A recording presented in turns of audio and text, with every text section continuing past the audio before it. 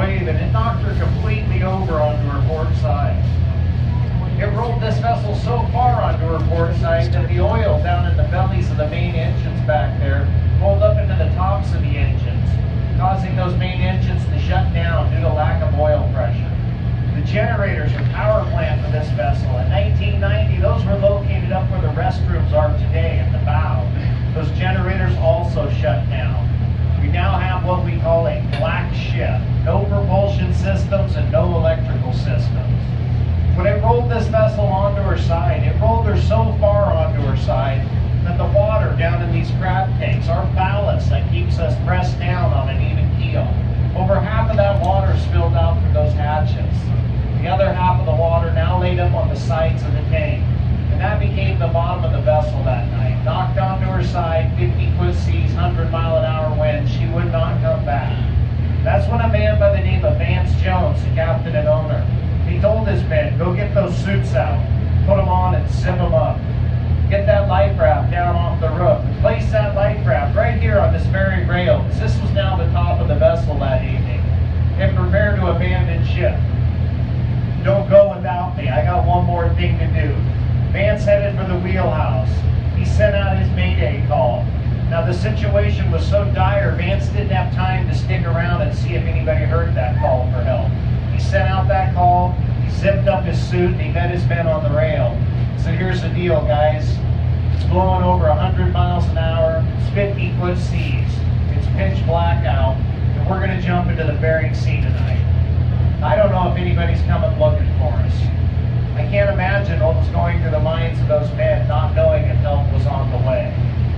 Fortunately for Vance and his crew, there was a captain about 7 miles away that heard that mayday call.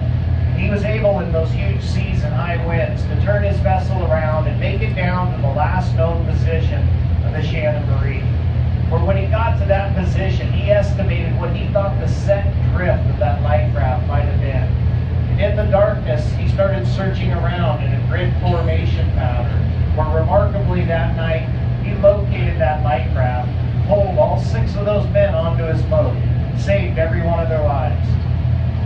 Now the men were pretty shaken up by this deal. They hitched a ride back into Dutch Harbor on that boat. They got in, they checked into a local motel.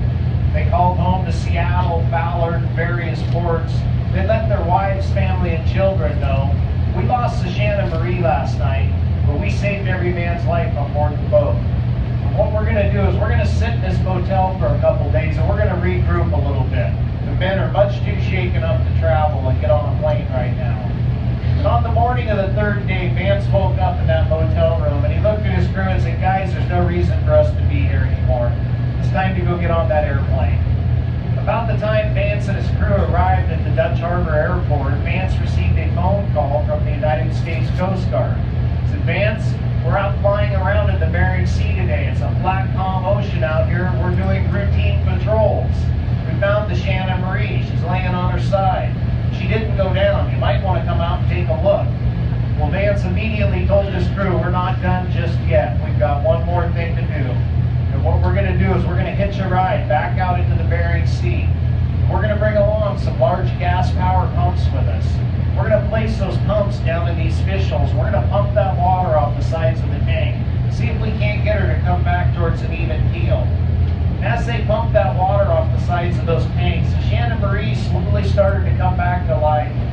She came back enough that the oil up in the tops of those main engines ran back down into the bellies. They got those main engines back there fired back up. The generators up in the bow, they got that oil to run back down and they fired those generators back up. They restored all the electrical systems to the boat. Now that they had the ability to make electricity, they turned on those large crab pumps and they completely filled these tanks back up with seawater. And they pressed the Shannon Marie back down to an even keel. Left for dead in the Bering Sea, 4 days. One of the worst storms in over 100 years. 50-foot seas, 100-mile-an-hour winds. A black ship laying on her side with no men on board.